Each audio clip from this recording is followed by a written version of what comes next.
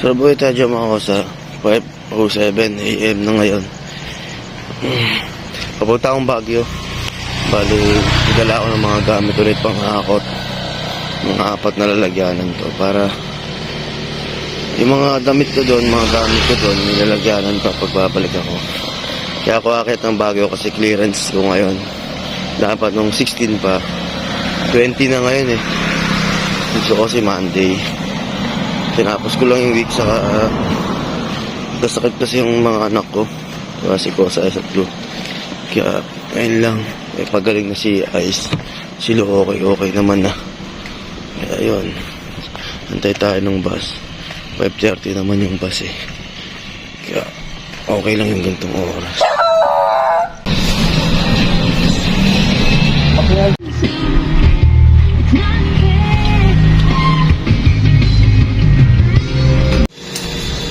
Uy. Thank you.